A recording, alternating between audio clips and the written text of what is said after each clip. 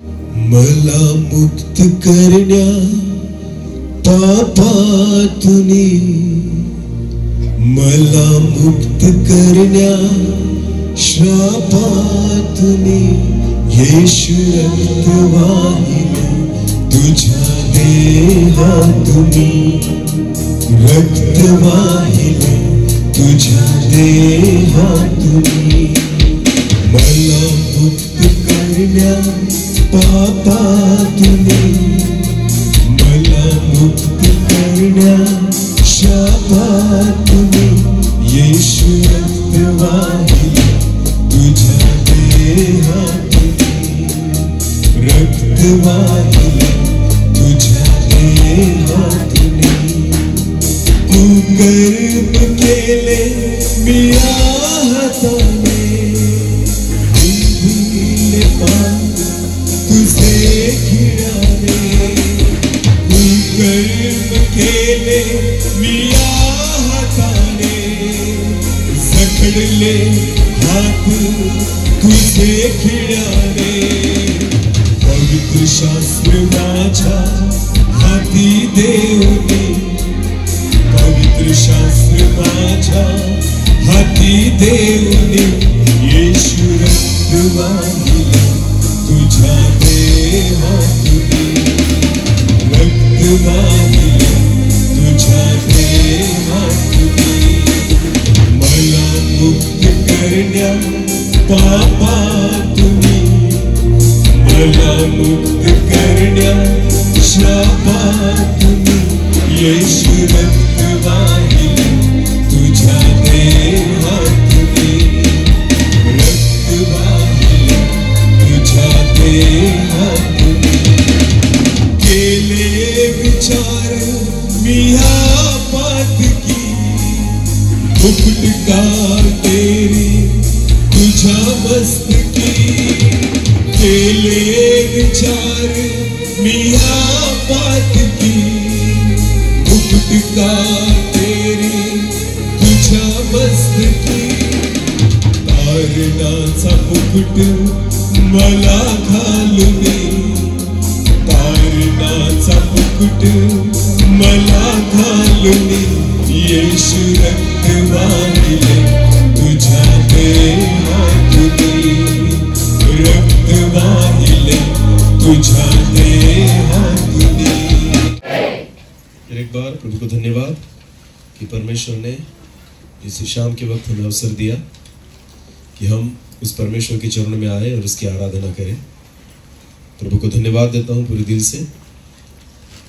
जब मैं यहाँ पर बैठा था मुझे एक गीत याद आ रहा था, जब कोरोना के पीरियड में, जब कोरोना था, कोविड-19, उस समय में एक गाना जो था वो स्टेटस पर बहुत वायरल होता था।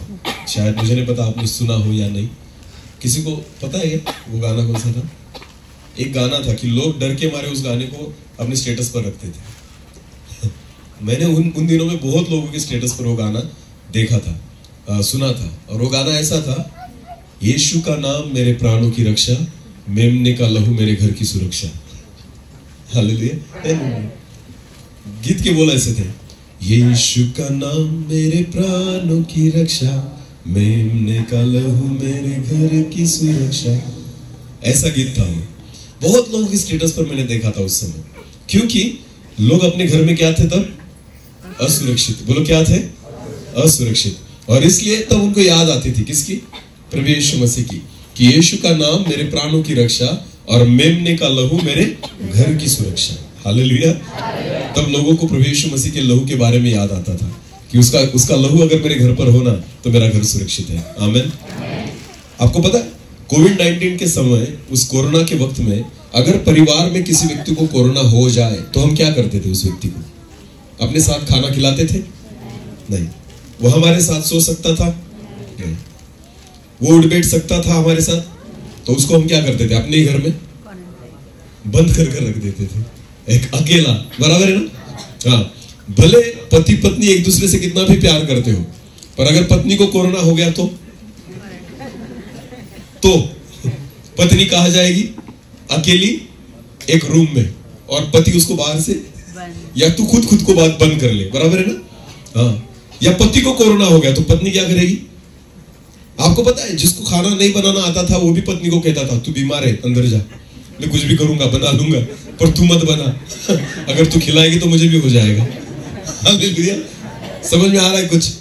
तो परिवार में अगर किसी व्यक्ति को कोरोना हो गया तो उस व्यक्ति को अपने ही घर में नजर कैद करके रख देते थे और उससे मिलना जुलना बंद, और सारा परिवार मिलकर एक ही दुआ करता था, क्या? कि ये जो व्यक्ति है क्या हो जाए? मर जाए, फिर क्या हो जाए? चंगा हो जाए। बोलो क्या हो जाए?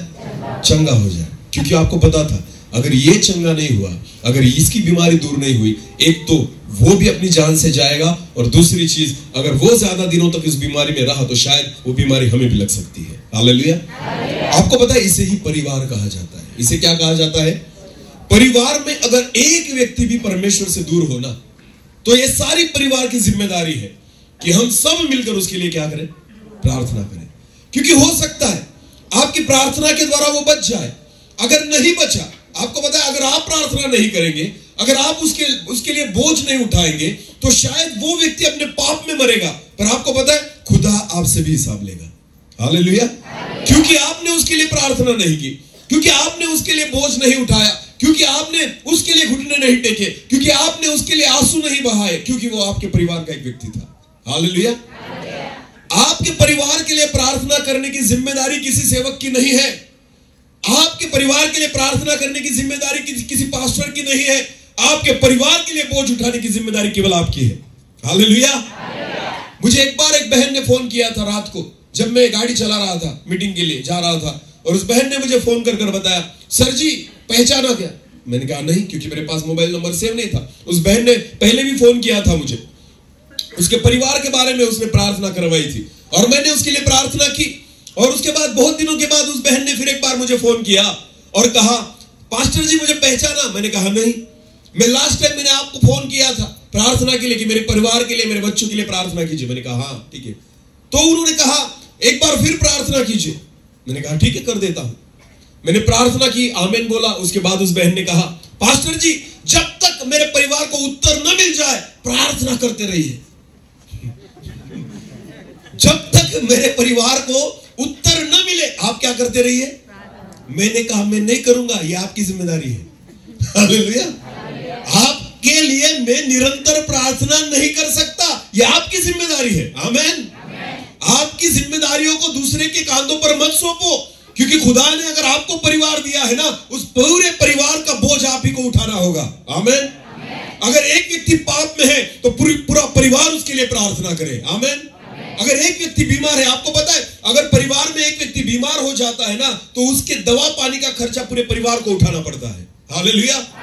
सारे परिवार को सारी बातें भुगतनी पड़ती है। वैसे ही हमारे परिवार में अगर एक व्यक्ति भी परमेश्वर से दूर होना तो ये पूरे परिवार की जिम्मेदारी है कि हम उसके लिए उपवास और प्रार्थना करें। आमीन। तब जाकर मेरा पूरा परिवार आशीषित होगा। हालेलुया। वरना हो सकता है कि वो व्यक्ति तो पाप में मरे, पर परमेश्वर खुदा जो है ना आपसे भी शायद उसका हिसाब मांगे। समझ में आ रहा है कुछ? इसलिए मेरा पूरा परिवार जो है ना वो परमेश्वर की सुरक्षा में होना चाहिए। हालेलुया। यीशु का नाम मेरे प्राणों की रक्षा और मेमने का लहू मेरे घर की सुरक्षा। हालेलुया।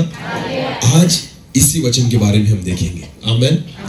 और देखेंगे प्रभु हमसे क्या बात करता है। चलो एक वचन को निकालेंगे, निर्गमन की पुस्तक उसका 12वां अध्याय। निर्गमन की पुस्तक उसका 12वां अध्याय।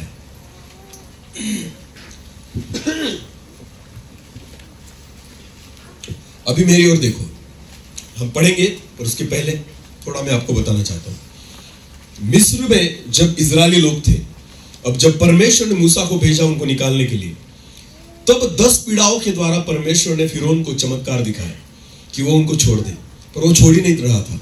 और आपको पता है सबसे आखिरी में परमेश्वर ने ये काम किया कि मिस्र को परमेश्वर ने इस रीति से पीड़ा दी कि खुदा ने बोला कि हर घर का एक पहला लड़का जो होगा ना वो मारा जाएगा, भले वो फिरौन भी होगा ना तो उसका भी पहला लड़का जो होगा वो मरेगा उस रात। समझ में आ रहा है कुछ?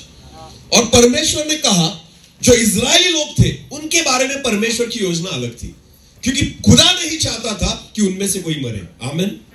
और उस वक्त परमेश्वर इन वचनों को मूसा को कह रहा है इजरायली लोगों से कहने के लिए। और आपको पता है इस पर्व को फसह का पर्व कहा गया है। कौन सा पर्व?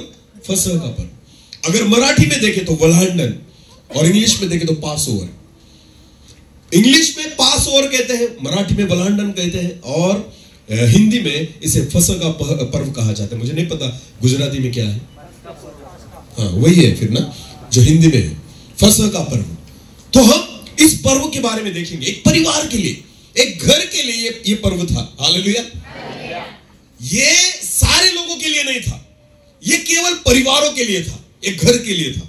अभी हम वचन को पढ़ेंगे, निर्गमन की पुस्तक उसका 12वां अध्याय और वचन 1 से लेकर आगे पढ़ेंगे। हाँ।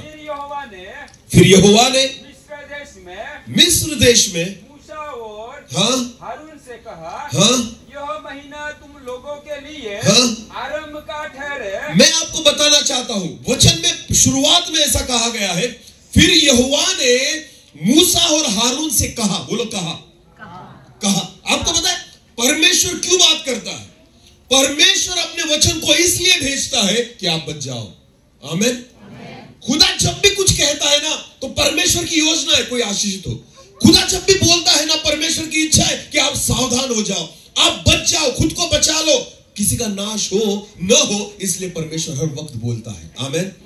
तो यहां भी परमेश्वर ने बोला, किससे बोला? मूसा और हारून से बात की, और खुदा ने कहा, पढ़े ब्रदर, यह महीना तुम लोगों के लिए आरंभ का ठहरे, अर्थात वर्ष का पहला महीना यही ठहरे। इस्राएल की सारी मंडली से इस प्रकार कहो। अभी देखो, इस्राएल की सारी मंडली से इस प्रकार कहो, इसी महीने के 10वें दिन को तुम अपने अपने पितरों के घरानों में पितरों के घरानों में अनुसार घरानों के पीछे एक मेमना ले रखो। हालेलुया। मेमना इसका मतलब क्या होता है? मेमना पता है ना? हाँ, भेड़ बकरियां जो होती है ना, वैसे ही जो नर होता है उसे मेमना कहा जाता है। हालेलुया। हाँ, तो परमेश्वर ने क्या कहा पता है मूसा और हारून को? कि एक एक घराने के हिसाब से एक एक क्या लेना है? मेमना। बोलो क्या लेना है? समझो, मेरा परिवार है, मेरी ओर देखो। ये वचन थोड़ा डीप है पर समझ जाएगा, मैं आपको कहता हूं, क्योंकि ये हमारे लिए बहुत जरूरी है, एक मसीह परिवार के लिए। पुराने नियम में जो बातें हैं ना, वो मिटाने के लिए प्रभु यीशु मसीह नहीं आया, पर उनमें जो कमियां रह गई थी उनको पूरा करने के लिए प्रभु यीशु मसीह आया। हालेलुया। तो मेमना हर एक व्यक्ति आज के जमाने में शायद खरीद नहीं पाएगा, इसलिए खुदा ने एक लौते पुत्र को मेमने के रूप में हमारे लिए भेज दिया है। आमीन।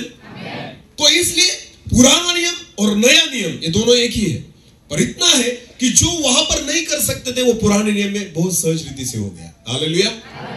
तो वचन में लिखा है कि हर घराने के हिसाब से एक मेमना लेना है। जैसे मेरा परिवार है, मैं, मेरी पत्नी, मेरे 2 बच्चे, मेरी माँ, हम एक परिवार में रहते हैं, तो हमारे लिए कितने मेमने लेने पड़ेंगे? एक। बोलो कितना?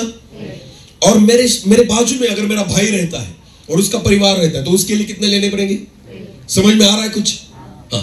तो परिवार किसे कहते हैं? एक घर में रहने वाले व्यक्ति को परिवार कहा जाता है। हालेलुया। तो अगर मैं मेरे घर में रहता हूं ना, तो एक घराने के लिए, एक घर के लिए एक मेमना लेने का आदेश वचन परमेश्वर ने दिया। आगे पढ़ना।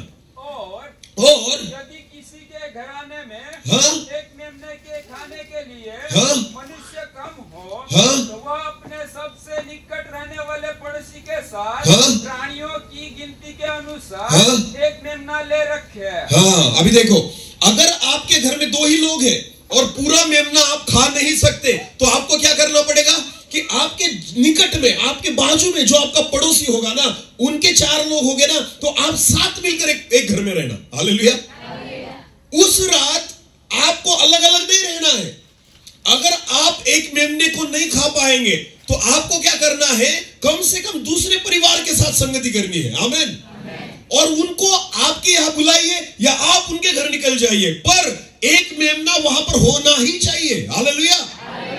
हाँ, अभी ये सारी बातें मैं आपको एक्सप्लेन करके बताऊंगा कि खुदा क्यों कहता है ये बातें, पर कान देकर और मन लगाकर सुनना, तब आपको आगे समझ में आएगा। तो अगर आपके पास कम लोग हैं तो आप ऐसे लोगों से जुड़ जाओ जिनके पास ज्यादा है, और उनके साथ मिलकर एक मेमने को खाना है। हालेलुया। हाँ, आगे पढ़ना ब्रदर। और तुम्हें हर एक के खाने के अनुसार हाँ? मेमने का हिसाब करना। अभी देखो, ये मेमना जो है ना, खुदा जिस मेमने के बारे में बोल रहा है ना, उसको क्या करना है? खाना है। बोलो खाना है, बोलो खाना है। सारी चीजें परमेश्वर जो बोल रहा है ना, वो किसके बारे में है? मेमने को खाने के बारे में। बोलो किसके बारे में? हाँ, लहू बाद में आएगा, पर खुदा जब मूसा और हारून से बात कर रहा है ना मेमने के बारे में, तो वो सारी गिनती किसके लिए कर रहा है? खाने के हिसाब से। बोलो किसके हिसाब से? हर एक परिवार ने एक मेमने को लेना है और उसको क्या करना है? तुम्हें खाना है। हालेलुया। ये सारा जो कार्यक्रम है ना, वो खाने के बारे में है। आमीन। और इसलिए परमेश्वर कहता है हर घराने में एक मेमना होना चाहिए जिसको तुम्हें खाना है। हालेलुया। हाँ, आगे पढ़ना ब्रदर। तुम्हारा मेमना निर्दोष और 1 वर्ष का नर हो। 1 वर्ष का नर हो और उसे चाहे भेड़ों में से लेना चाहे, हाँ?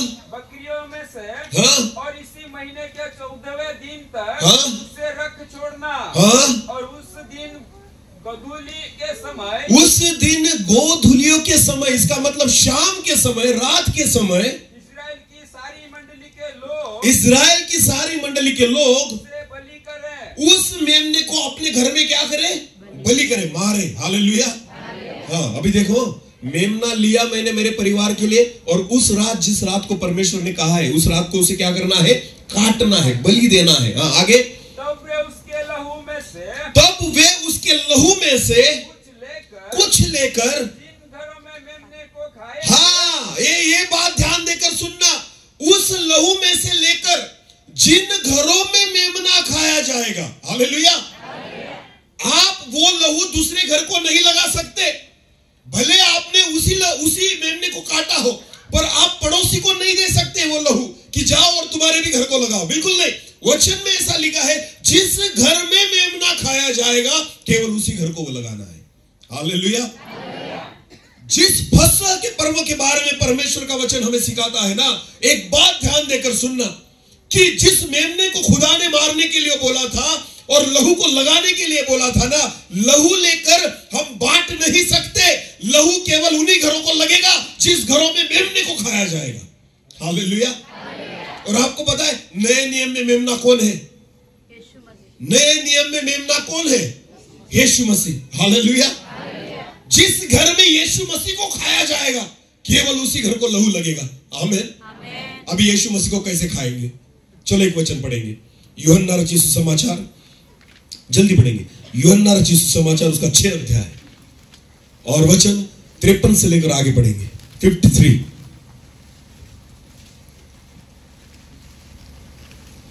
यीशु ने उनसे कहा, मैं तुमसे सच सच कहता हूं। ध्यान देकर सुनना, यीशु ने उनसे कहा, मैं तुमसे सच सच कहता हूं, जब तक तुम मनुष्य के पुत्र का मांस न खाओ और उसका लहू न पियो, तुम में जीवन नहीं। हालेलुया। यहां पर यीशु किसके खाने के बारे में बात कर रहा है? किसको खाना है? यीशु मसीह के मांस को, यानी प्रभु यीशु मसीह को खाना है। हालेलुया। और पुराने नियम में किसको खाना था? मेमने को। बोलो किसको खाना था? और जिस घर में खाया जाएगा लहू कहां लगेगा? केवल उसी घर को। हालेलुया। और यहां पर प्रभु यीशु मसीह कहता है कि तुम्हें मनुष्य के पुत्र के मांस को खाना होगा, तभी तुम्हारे में क्या रहेगा? जीवन रहेगा। आमीन। अभी मुझे एक बात बताना, मेरी ओर देखो। मांस खाना जरूरी है किसका? यीशु का। बोलो किसका? मसीह लोगों को यीशु मसीह के शरीर को खाना जरूरी है। तो कहां खाने मिलेगा? कैसे खाएंगे? प्रभु भोज के दिन जिस रोटी को तुम तोड़ते हो ना, वो केवल दर्शक है कि उसको याद करने के लिए। हालेलुया। वो रोटी मांस नहीं है, पर वो दर्शाती है कि प्रभु यीशु मसीह ने मेरे लिए देह को दिया है। हालेलुया। पर आपको पता है उसका मांस क्या है? उसका शरीर क्या है? आपको पता है प्रभु यीशु मसीह का जन्म कैसे हुआ? बोलो कैसे हुआ? क्या यूसुफ और मरियम की शादी हुई थी? नहीं। तो मरियम कैसी थी? कुंवारी। बोलो कैसी थी? क्या उसने शादी की थी? वो कुंवारी थी। आपको पता है कुंवारी मरियम को क्या हुआ? पुत्र हुआ, जिसका नाम क्या रखा गया? यीशु। तो मुझे एक बताइए, प्रभु यीशु मसीह का जन्म किसके द्वारा हुआ? पवित्र आत्मा बाद में आया, पर आपको पता है पहले क्या हुआ? चलो एक वचन को निकालेंगे, हम पढ़ेंगे, वचन से देखेंगे। हाँ, लूका रचित सुसमाचार उसका पहला अध्याय और 26 वचन। लूका रचित सुसमाचार उसका पहला अध्याय और वचन 26। हाँ, छठवें महीने में परमेश्वर की ओर से, छठवें महीने में परमेश्वर की ओर से जिब्राइल स्वर्गदूत जिब्राइल नामक एक स्वर्गदूत गलील के नसरत नगर में एक कुंवारी के पास भेजा गया। एक कुंवारी के पास भेजा गया। हालेलुया। परमेश्वर ने मरियम के पास पहले पवित्र आत्मा को नहीं भेजा, पहले किसको भेजा? जिब्राइल एक दूत को भेजा। हाँ, जिसकी मंगनी यूसुफ नामक दाऊद के घराने के एक पुरुष से हुई थी। हाँ, आगे। उस कुंवारी का नाम मरियम था। स्वर्गदूत ने उसके पास भीतर आकर कहा, स्वर्गदूत ने मरियम के पास भीतर आकर कहा, आनंद और जय तेरी हो जिस पर ईश्वर का अनुग्रह हुआ है, जिस पर ईश्वर का अनुग्रह हुआ है, प्रभु तेरे साथ है। प्रभु तेरे साथ है। वो उस वचन से बहुत घबरा गई। वो उस वचन से घबरा गई। हालेलुया। आपको पता है मरियम नहीं पूछती तो खुदा भी नहीं बताता। मरियम ने क्या पूछा पता है? ये कैसे होगा? क्या पूछा उसने? ये कैसे होगा? मैं गर्भवती कैसे होंगी? क्योंकि उसकी शादी नहीं हुई थी। अगर वो प्रश्न नहीं पूछती तो उसको जवाब भी नहीं मिलता। हालेलुया। अगर वो प्रश्न नहीं पूछती फिर भी वो गर्भवती हो सकती थी अगर विश्वास रखती तो, क्योंकि वो गर्भवती पवित्र आत्मा के कारण नहीं, वचन के कारण हुई। हालेलुया। खुदा ने वचन भेजा था उसके लिए। क्या? जिब्रियल गया और उसने कहा, हे कुमारी तू गर्भवती होगी। हालेलुया। और तब उसके मन में सवाल आया, ये कैसे होगा? जब उसने पूछा ना तब बताया गया कि पवित्र आत्मा आएगा। पर आपको पता है अगर वो नहीं पूछती फिर भी अगर विश्वास रखती ना फिर भी वो गर्भवती हो सकती थी, क्योंकि भेजने वाला परमेश्वर क्या था? क्या भेजा उसने? वचन। हालेलुया। आपको पता है प्रभु यीशु मसीह का जन्म कैसे हुआ? पवित्र आत्मा था जन्म के वक्त, पर आपको पता है उसका कारण वचन में लिखा है। यूहन्ना रचित सुसमाचार निकालेंगे पहला अध्याय और वचन 12 से लेकर आगे। यूहन्ना रचित सुसमाचार उसका पहला अध्याय और वचन 12 से लेकर आगे। परंतु जितनों ने उसे ग्रहण किया, अभी देखना, परंतु जितनों ने उसको ग्रहण किया उसने उन्हें परमेश्वर की संतान होने का अधिकार दिया। अर्थात उन्हें जो उसके नाम पर विश्वास रखते हैं। आगे बढ़ना।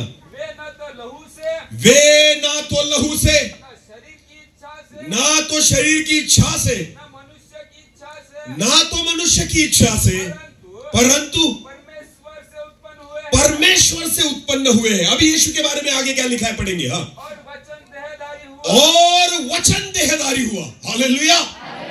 वचन में लिखा है प्रभु यीशु मसीह देहधारी कैसे हुआ? वचन के द्वारा। आमीन।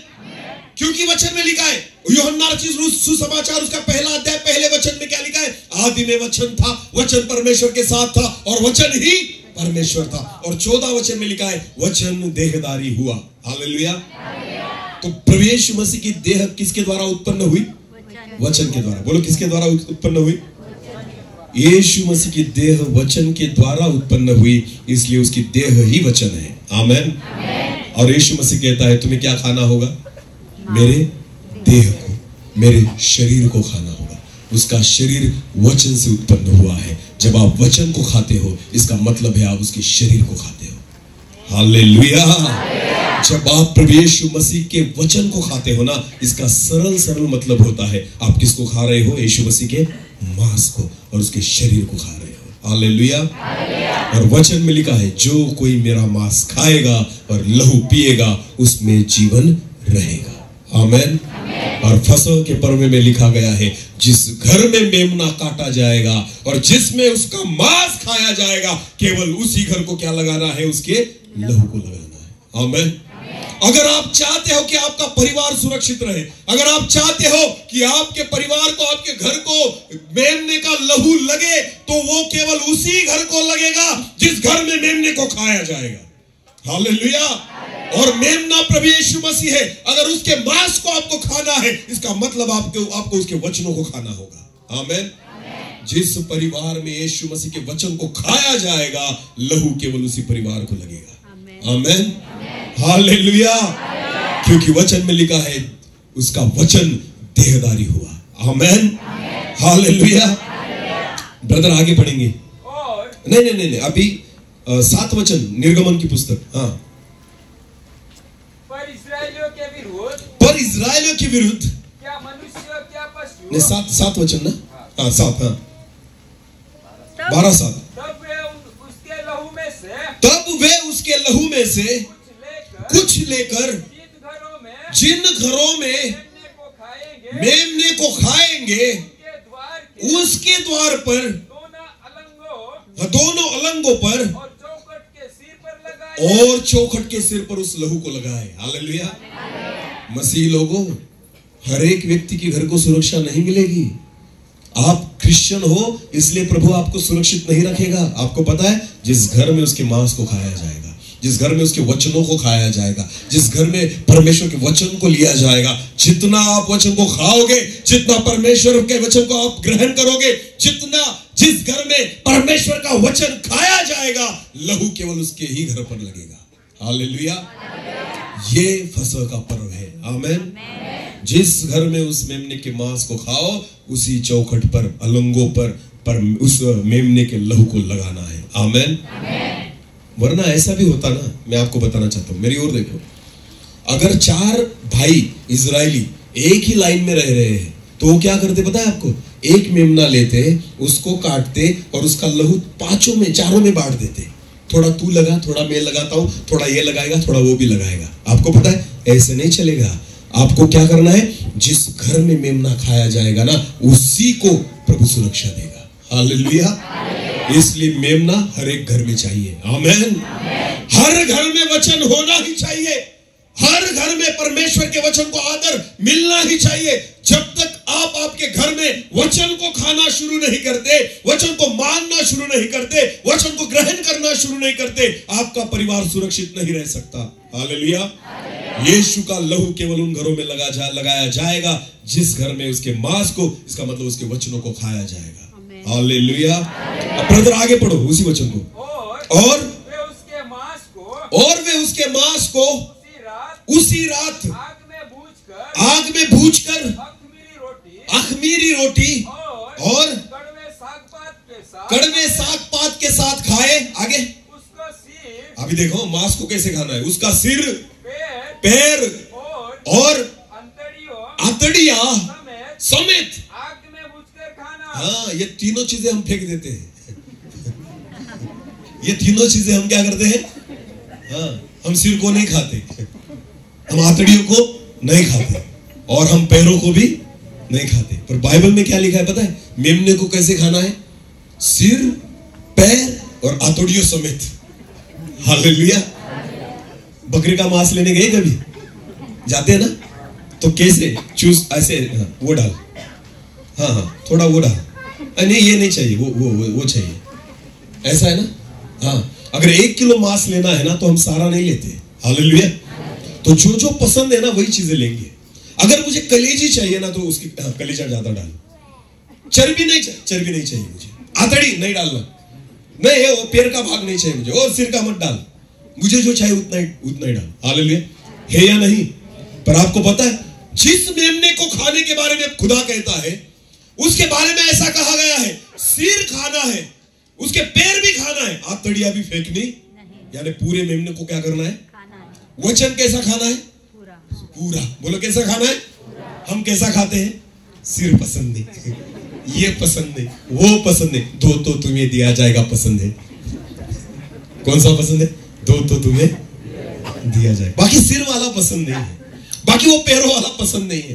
पाप मत दिखाओ ब्रदर, वो हमें पसंद नहीं है। गलतियां मत दिखाओ, वो हमें पसंद नहीं है। हमें हंसाओ, हमें आशीष के बारे में बताओ, चंगाई कैसे मिलेगी बताओ, हम स्वर्ग में जाएंगे ये बताओ, हम वहां पर रहेंगे ये बताओ, बड़ी बड़ी बिल्डिंग परमेश्वर देगा ये बताओ, परमेश्वर हमें नौकरी देगा, भविष्यवाणी करो। आपको पता है जो चीजें अच्छी लगती है ना वही हम सुनते हैं। पर आपको पता है मेमने को पूरी रीति से खाना होगा।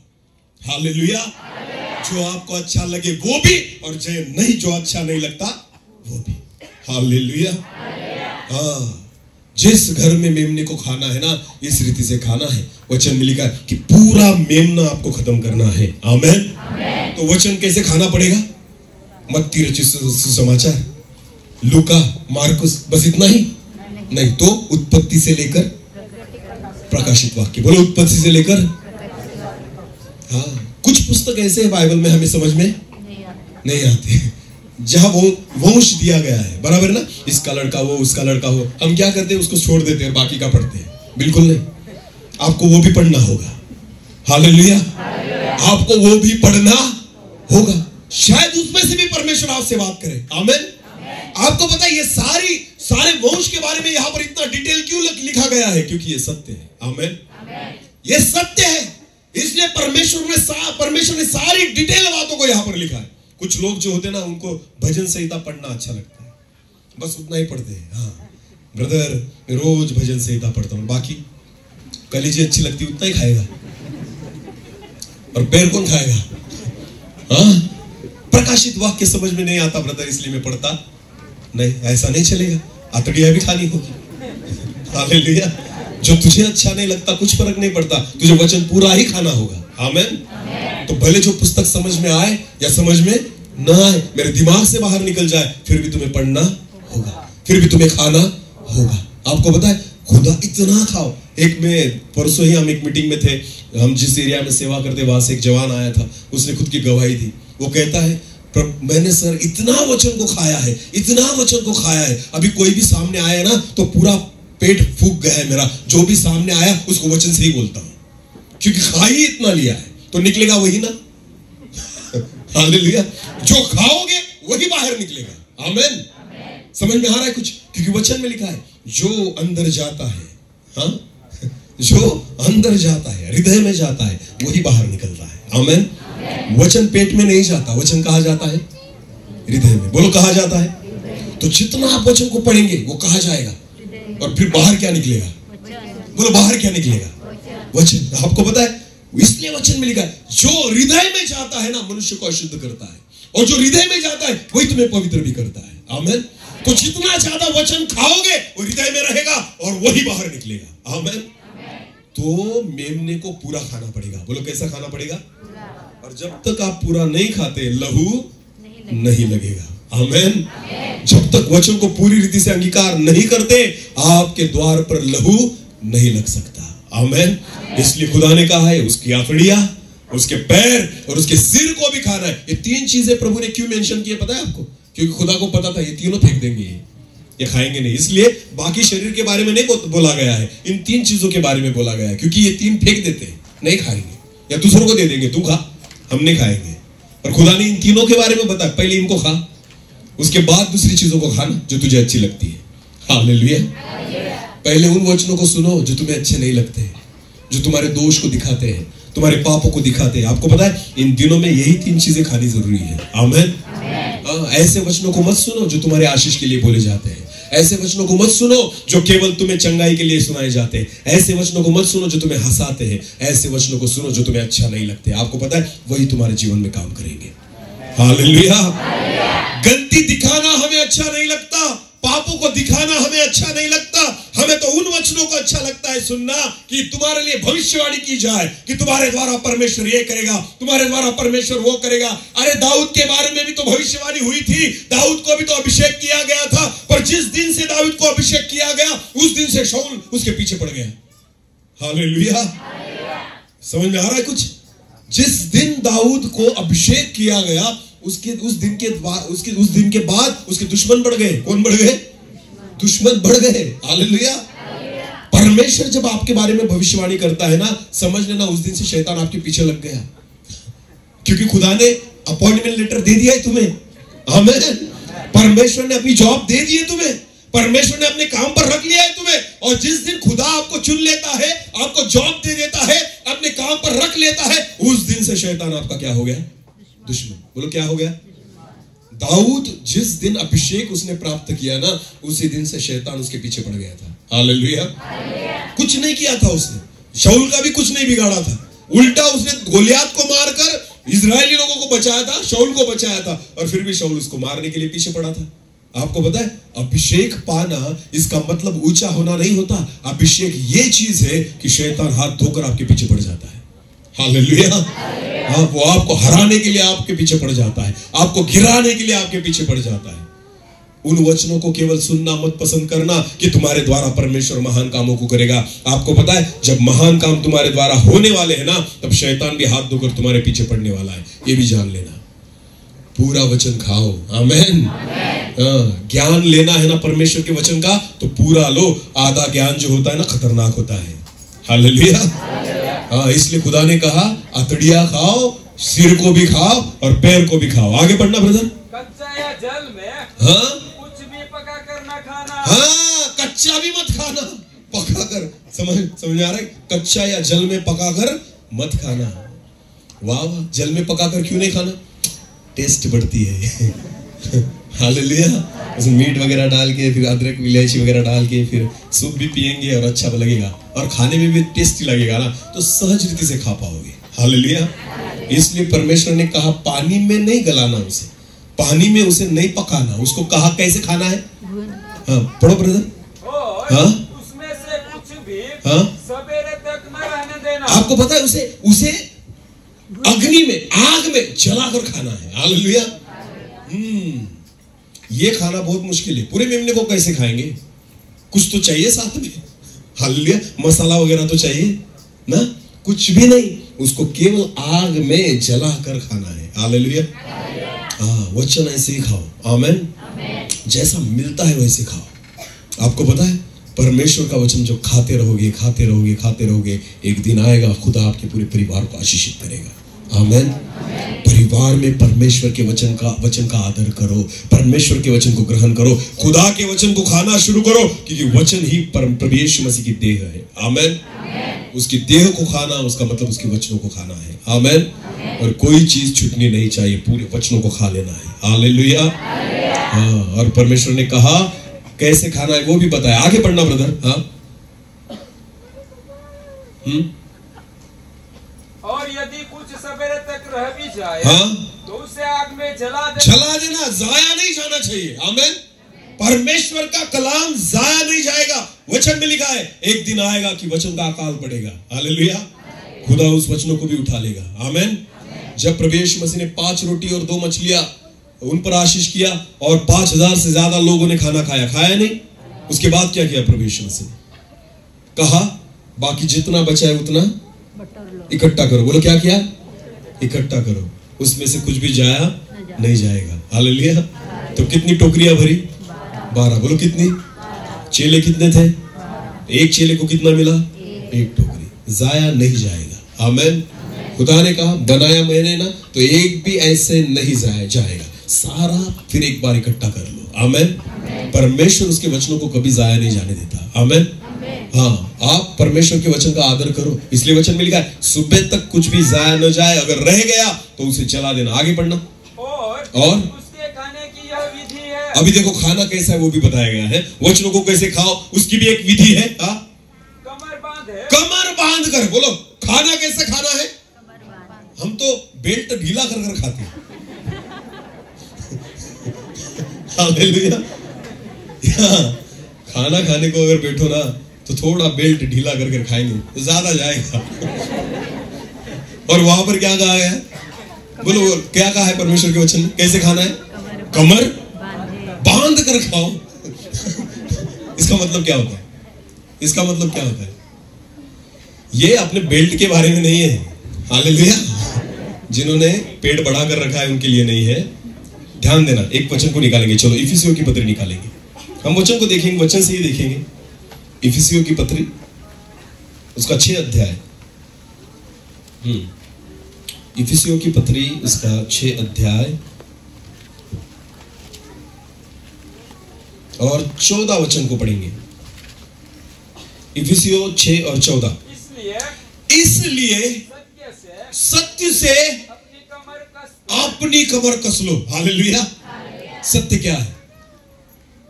सत्य क्या है? भजन संहिता 119 और 160। भजन संहिता 119 और 160। देखो सत्य से अपनी कमर कस लो, ऐसा लिखा है। क्योंकि उस मेमने को कैसे खाना है? कमर बांध कर। हालेलुया। और वचन में लिखा है सत्य से अपनी कमर कस लो। तो सत्य क्या है? भजन संहिता 119 160 पढ़ेंगे। तेरा सारा वचन सत्य ही है। सत्य है। हालेलुया। सत्य से कमर बांधनी है। सत्य क्या है? तेरा सारा वचन क्या है? यानी उत्पत्ति से लेकर प्रकाशित वाक्य क्या है? सत्य है। हालेलुया। और उस वचनों से ही हमें क्या करना है? अपनी कमर को बांधना है। आमेन। हालेलुया। हाँ, कमर बांध कर उसको खाना है। आगे पढ़ो ब्रदर। और धार्मिकता की नहीं, अभी निर्गमन। हाँ, सत्य। हाँ, कमर बांध कर पाँव में जूती पहने। हो, देखो मांस कैसे खाना है? पहले कमर बांध कर। कमर हम कैसे बांधते हैं? वचन में लिखा है सत्य से कमर बांधी जाती है। और सत्य तेरा वचन है। वचन से कमर बांध कर। हालेलुया। हाँ, और आगे पाँव में जूती पहनकर। फिर एक बार इफिसियों की पत्री उसका 6 अध्याय, इफिसियों 6 और वचन 15 को पढ़ेंगे। और पाँव में मेल के सुसमाचार के जूते। आमेन। जूते पहनने को बोला है मेमना खाते हुए। हालेलुया। ये जूते वो है, ये पाँव वो है जो सुसमाचार प्रचार करने जाते हैं। आमेन। मेमना खाने वाला व्यक्ति घर में बैठा नहीं रहेगा। हालेलुया। वचनों को खाने वाला व्यक्ति घर में बैठा नहीं रहेगा।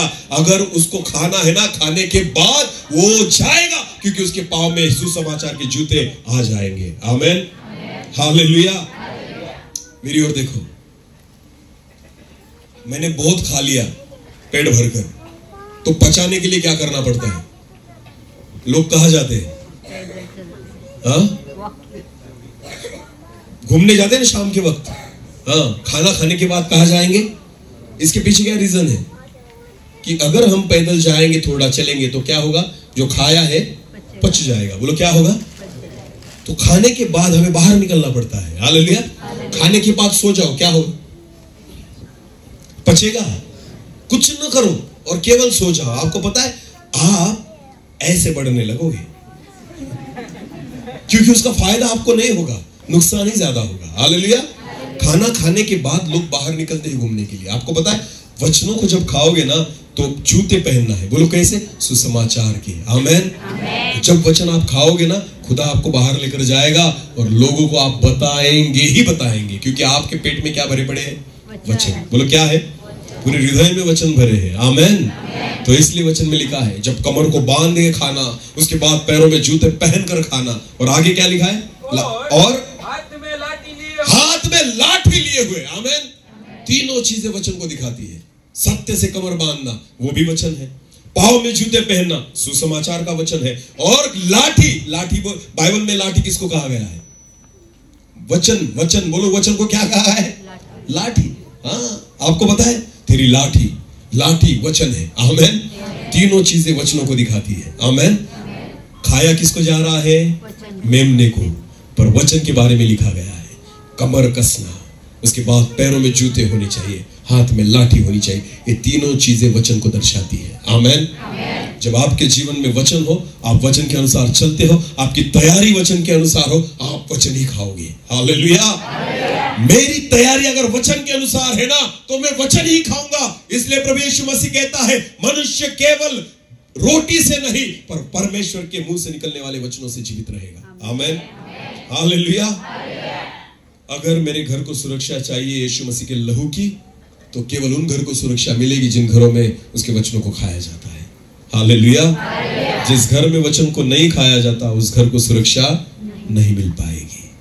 हालेलुया। इसलिए वचन में लिखा उस मेमने को इस रीति से खाना है। आगे पढ़ना ब्रदर। वो तो यहोवा का पर्व होगा। यहोवा का पर्व होगा, क्योंकि हाँ, उस रात को मिस्र देश के बीच में होकर जाऊंगा और मिस्र देश के क्या मनुष्य क्या पशु, हाँ, सबके पहिलौठों को मारूंगा, सबके पहलौठे को मार डालूंगा। और मिस्र के सारे देवताओं को भी मैं दंड कर दूंगा। और मिस्र के सारे देवताओं को भी मैं दंड कर दूंगा। मैं यहोवा हूँ। और जिन घरों में ध्यान देकर सुनना, और जिन घरों में तुम रहोगे उन पर वो लहू तुम्हारे लिए चिन्ह ठहरेगा। अर्थात मैं उस लहू को देख कर देख कर तुमको छोड़ जाऊंगा। हालेलुया। और आगे आगे।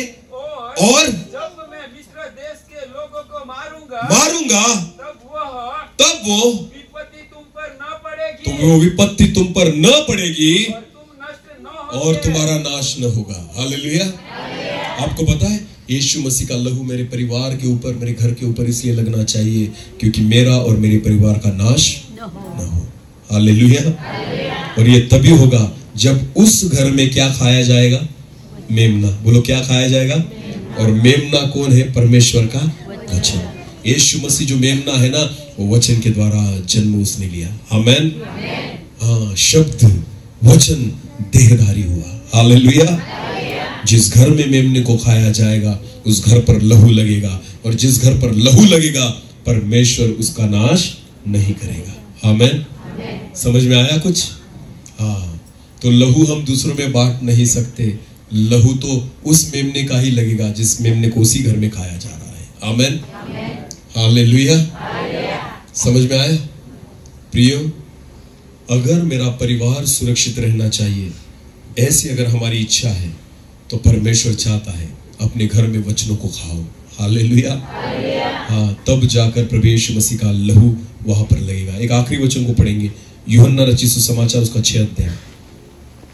यूहन्ना रचित सुसमाचार उसका 6 अध्याय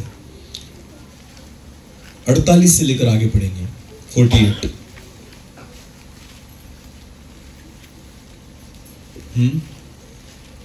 जीवन की रोटी मैं हूँ। यीशु मसीह ने कहा जीवन की रोटी मैं हूँ। तुम्हारे बाप दादाओं ने जंगल में मन्ना खाया और मर गए। यह वो रोटी है जो स्वर्ग से उतरी है ताकि मनुष्य उससे खाए, ताकि मनुष्य इस रोटी को खाए। हालेलुया।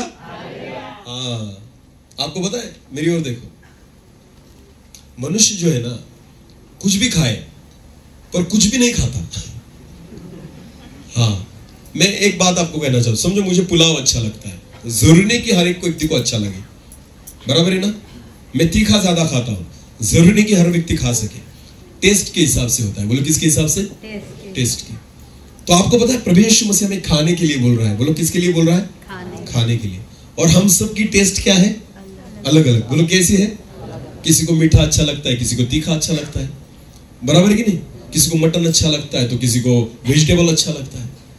कोई कौन सी दूसरी चीज खाएगा आपको, किसी को साउथ इंडियन अच्छा लगता है, किसी को पानी पूरी अच्छी लगती है। मेरे हाथ को देखना, मैं किसकी ओर देख रहा हूं?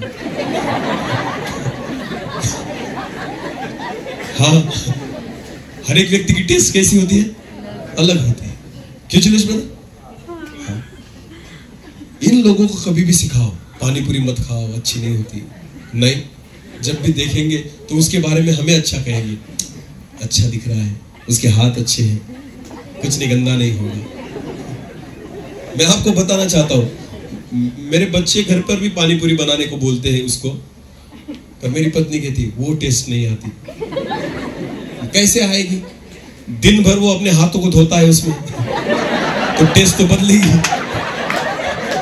हालेलुया। दिन भर वो पानी पूरी वाला जो है अपने हाथों को जिस मटके में धोता है, टेस्ट तो बदलने वाली है। वो घर की टेस्ट तो रहेगी नहीं, क्योंकि तुम तो हाथ धोकर बनाती हो। हालेलुया। समझ में आ रहा है कुछ? मुझे नहीं अच्छी लगती पानी पूरी, मुझे पसंद नहीं है, पर उसको पसंद है। भले एक घर में रहते हैं, शादी भी कर ली, इतने साल भी हो गए, पर फिर भी टेस्ट अलग है। आमेन। उसको साउथ इंडियन अच्छा लगता है। आप इडली खाएगी, उसके बाद क्या था? इडली और उत्तप्पा, डोसा, ये सारी चीजें खाएगी। उसको साउथ इंडियन बहुत पसंद है। मैं भी साउथ इंडियन जैसा दिखता हूँ, इसलिए मुझसे शादी की उसने। इतना पसंद है उसको, क्योंकि मैं वैसे ही दिखता हूँ। मेरे साथ बहुत बार ऐसे हुआ है। जब मैं तमिलनाडु में गया था, वहां पर भी गया, हम घूम रहे थे, तो वो साउथ इंडियन लोग मेरे पास लुंगी पहनकर आ जाते थे और तमिल में बोलने लग जाते थे। उनको लगता था अपना ही भाई है। हाँ, क्योंकि करेंगे क्या, दिखता वैसा ही है आदमी। हालेलुया। उनको लगता था अपना ही बंदा है। मैं तमिलनाडु में गया, मैं उसके बाद केरला में गया, जितने भी साउथ इंडियन है ना, वो मुझसे डायरेक्टली आकर, कोई मलयाली आएगा तो मलयालम में बात करेगा, कन्नड़ी आएगा तो कन्नड़ी, उनको लगता है अपना ही बंदा है। हालेलुया। और मेरे पत्नी को भी लगा है साउथ इंडियन होगा शायद, इसलिए शादी कर ली। बाद में पता चला महाराष्ट्रियन ही है। हालेलुया। टेस्ट अलग होती है। समझ में आ रहा है कुछ? हाँ, तो हमारे विचार एक दूसरे से भिन्न है, भले हम साथ रहते हैं। हमारी टेस्ट एक दूसरे से अलग है, भले हम साथ रहते हैं। पर आपको पता है, जब वचनों को खाने की बारी आए ना, सबकी टेस्ट एक ही होनी चाहिए। आमीन। अच्छा लगे या न लगे, आपको पता है, इसलिए कहा गया है कि आपको सिर खाना होगा, पैर खाने होंगे, अतड़िया भी खानी होगी। आमीन। क्या अच्छा लगता है उसमें से कोई फर्क पड़ता नहीं। जो अच्छा लगे वो भी खाओ, और जो नहीं लगता वो भी खाओ। हालेलुया। क्योंकि खाने के बहुत नखरे होते हैं हमारे ना। हाँ, और वचन खाना ही है। आमीन। और मनुष्य का ऐसा है ना, जब तक उसको स्वाद ना आए तब तक खाता नहीं। तो वचनों को हम ऐसे सुनते इन दिनों में कि स्वाद आए, अच्छा लगे, वाह क्या वचन था, तू सुधरा, तुझमें कुछ फर्क पड़ा नहीं, क्योंकि तूने स्वाद लेकर खाया है। बिना स्वाद के भी खाकर देख। हालेलुया। जो तुझे अच्छा नहीं लगता, वाह ब्रदर क्या बढ़िया वचन था, क्या सीखा तूने? कुछ नहीं, मैं तो खा के आया।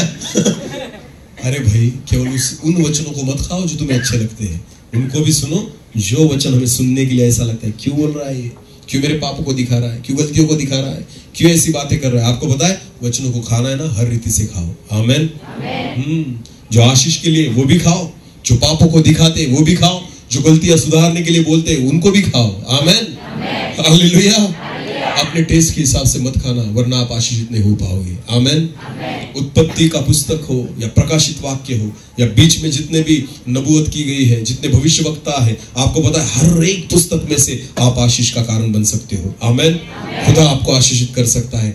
इसलिए परमेश्वर का वचन जो है ना, आपको उत्पत्ति से लेकर प्रकाशित वाक्य तक पूरा खाना है। आमीन। हाँ, मैं जीवन की रोटी हूँ, प्रभु यीशु मसीह ने कहा, खाना होगा। आमीन। खाना होगा, रात दिन खाना होगा। वचन को खाते रहो, खाते रहो, खाते रहो। मैं आपको बताना चाहता हूँ, शैतान को हराने के लिए प्रभु यीशु मसीह ने प्रार्थना नहीं की। शैतान को हराने के लिए प्रभु यीशु मसीह ने उसको कुछ नहीं किया। आपको पता है, उसको केवल वचन दिखाया। क्या दिखाया? वचन में ऐसा लिखा है। आमीन। शैतान डरता है इससे। हालेलुया। क्योंकि उसको पता है वचन ही परमेश्वर है। आमीन। शैतान बाकी किसी से नहीं डरता। उसको क्रॉस मत दिखाना। लोग क्रॉस लेकर घूमते हैं, उनको लगता है भूत नहीं लगेंगे। वो बिल्कुल नहीं डरते ऐसी बातों से। हालेलुया। समझ में आ रहा है कुछ? वो वचनों से डरते हैं। बोलो, किससे डरते हैं? हाँ, शैतान डरता है वचनों से। जिसके भीतर वचन, आपको पता है एक परमेश्वर के दास के बारे में मैंने सुना था, मुझे उनका यह नाम याद नहीं है, वो हमारे देश के नहीं थे। जितने लोगों ने उनको देखा था जब तक वो जिंदा थे, उनके हाथ में क्या रहता था? बाइबल। बोलो, क्या रहता था? लोगों ने बिना बाइबल के उनको कभी देखा ही नहीं। खाना खाने भी बैठते थे ना, तो बाइबल साथ में लेकर बैठते थे। हालेलुया। बिना बाइबल के किसी ने उनको कभी देखा ही नहीं। आपको पता है, उनकी पूरी सेवकाई में कम से कम 35 से ज्यादा लोगों को उन्होंने मुर्दों में से जिंदा किया था। कितने? 35 से ज्यादा मुर्दों को उन्होंने जिंदा किया था। क्यों पता है आपको? उनके भीतर क्या था? परमेश्वर का वचन। इतना खाया था वचन, इतना खाया था। आपको पता है वचन ही क्या है? परमेश्वर। अगर वचन ही को आप खाओगे तो इसका मतलब खुदा को आप अंदर ले रहे हो। आमीन। परमेश्वर को अंदर आप भर रहे हो। अगर आप इतना प्रभु को भर दोगे ना, एक दिन खुदा आप में ही दिखने लग जाएगा। आमीन। परमेश्वर आपके द्वारा ही प्रकट होने लग जाएगा। अद्भुत कामों को खुदा आपके द्वारा करेगा। वचनों को खाना शुरू कर दो। आमीन। हर परिवार में अपना मेमना होना चाहिए। आमीन। अपना अपना बाइबल होना चाहिए। दूसरों से सीखना अच्छी बात है, पर खुद भी पढ़ो और खुद भी खाओ। हालेलुया। हम जाते हैं खाने के लिए इधर उधर, ये खाने का तरीका नहीं है। मेमने को खुद के घर में काट कर खाना है। आमीन। बाइबल को पहले अपने घर पर पढ़ो। अगर आप वचन का प्रचार करना चाहते हो, परमेश्वर उसी के द्वारा प्रचार करेगा जितना आपको पता है। आमीन। अगर आपने नहीं पढ़ा तो परमेश्वर उस वचन के द्वारा आपसे कभी प्रचार नहीं करवाएगा। जो अंदर भरा पड़ा है ना, वही बाहर निकलेगा। आमीन। मैंने अंदर ही कुछ भरा नहीं और मैं चाहता हूं कि संदेश दूं और वचन का प्रचार करूं, नहीं कर सकता, क्योंकि जब तक मैं अंदर नहीं भरता वो बाहर नहीं निकलेगा। हालेलुया। ये वचन ही है जो मुझे सुरक्षित करता है, वचन है मुझे सामर्थ्य करता है, ये वचन है वो मेमना है जो मेमने को मैं खाता हूं, लहू मेरे द्वार पर लगता है। आमेन। सुरक्षा मेरे घर पर आ जाती है। मसीही लोगों, अपने परिवार में मेमने को खाना शुरू कर दो। आमेन। प्रभु यीशु मसीह की देह को खाना शुरू कर दो, और उसका देह वचन है, क्योंकि वचन में लिखा है वचन ही देहधारी हुआ। आमेन। हालेलुया। और इसलिए खुदा ने उसकी देह को हमारे लिए दे दिया है, जीवन की रोटी को दे दिया है, बस रात दिन खाया करो। आमेन। हाँ, बाजरी की रोटी और ज्वारी की रोटी कितने बार खाते हो दिन में? अरे बोलो, कितने बार? 2 बार, कम से कम 2 बार ना। फिर भी भूत भागते हैं, भूत डरते हैं आपसे। 4 बार खाओ फिर भी नहीं डरेंगे, क्योंकि भूतों को भगाने के लिए ताकत की नहीं, सामर्थ की जरूरत होती है। हालेलुया। भूत आपकी ताकत से नहीं डरते, वो परमेश्वर की सामर्थ से डरते हैं, और खुदा का सामर्थ किसमें है? वचन में। आमेन। जो वचनों को भरोगे, इसको खाओगे ना, भूत डर के भागेंगे। हालेलुया। समझ में आ रहा है कुछ? जगत में कुश्ती लड़नी है ना तो खाना पड़ता है। क्या करना पड़ता है? खाना ही खाना पड़ता है। हालेलुया। मटन खाओ, मछली खाओ, ये खाओ, वो खाओ, दूध पियो, तब जाकर कुश्ती कर पाओगे। बराबर है ना? पर आत्मिक जीवन में जब शैतान से लड़ना पड़ता है ना, वो खाना कुछ काम का नहीं, तो उपवास में रहना पड़ता है। हालेलुया। और उपवास में रहकर इसको खाना पड़ता है। आमेन। उपवास में जब इसको खाओगे ना, तब शैतान से लड़ पाओगे। आमेन। क्योंकि आत्मिक युद्ध जगत के युद्ध के समान नहीं होता। वहां पर रोटी खानी पड़ेगी, यहां पर वचन खाना पड़ेगा। आमेन। तब जाकर ताकत मिलेगी। हालेलुया। और तब जाकर आप शैतान से लड़ पाओगे और आपका परिवार सुरक्षित रह पाएगा। वचन में लिखा है, जिस परिवार में मेमने को काटा गया है उसी घर के चौखट पर मेमने का लहू लगाया जाएगा। हालेलुया। वचन को स्वीकार करो, वचन को पढ़ो, वचन का आदर करो। मैं कहना चाहूंगा, खुदा आपके पूरे परिवार को सुरक्षा देगा। आमेन। मेमने को खाना शुरू कर दो। अपनी आंखों को बंद करेंगे, इस समय हम प्रार्थना में जाएंगे। धन्यवाद प्रभु जी। पिता, फिर एक बार आपने हमसे बात की है प्रभु। फसह के पर्वों के बारे में आज हमने सुना कि हर घराने के लिए एक मेमना हो, उस मेमने को काटना है और घर में ही खाना है, पूरा खाना है, सुबह तक खाना है, उसमें से कुछ भी बचना नहीं चाहिए। तब जाकर हमारे दरवाजे पर मेमने का लहू लगेगा। उन्हीं को अधिकार दिया गया है मेमने का लहू लगाने का, जिस परिवार में मेमने को खाया जाएगा। अगर हम मेमने को नहीं खाते तो हमें कुछ अधिकार नहीं कि हम उस लहू को लगा पाएंगे। परमेश्वर पिता, यहोवा प्रभु, आप इजरायली लोगों को नहीं पहचानते थे, आप उस लहू को पहचानते थे। आपने उन लोगों को इसलिए बचाया, इसलिए नहीं कि उस घर में इजरायली रह रहे हैं, इसलिए कि उस घर में मेमने को खा रहे हैं, और लहू को उन्होंने अपनी चौखट पर लगाया है। केवल उन घरों को आपने छोड़ा कि जिन घरों के द्वार पर उस लहू को लगाया गया था। प्रभु जी, ये वचन हमारे पास आया है क्योंकि आप चाहते हो हम बच जाए। शायद जो बातें मूसा से और हारून से की गई थी, वही बातें मिस्र के लोगों को भी पता रहती, तो शायद कुछ परिवार अपने घरों में भी मेमने को काट सकते थे और लहू को लगा सकते थे, वो खुद भी बच सकते थे। पर प्रभु जी, आपकी योजना केवल इजरायलियों के लोगों के लिए थी, और इसलिए वचन केवल इजरायलियों तक आया, नहीं गया। वो नाश की कगार पर है, वो नष्ट होने की कगार पर है। पर अगर वचन हमारे पास आया है तो हम खुद को सुरक्षित करें, हम अपने द्वार पर उस मेमने के लहू को लगाए और मेमने को पूरा खाए। ऐसा होने दीजिए प्रभु, क्योंकि ये वचन हर एक व्यक्ति के पास नहीं आया। मेमना हमारे लिए मारा गया है, उसका लहू हमारे लिए बहा है। प्रभु यीशु मसीह हमारे लिए क्रूस पर चढ़ा है, हमारे पापों के कारण उसने खुद को चढ़ा दिया है, उसके लहू को बहाया गया है, उसको छेदा गया है, उसको तोड़ा गया है, उसको उधेड़ा गया है। इतना होने के बावजूद भी अगर हम उस मेमने को नहीं खाते हम सुरक्षित नहीं रह पाएंगे।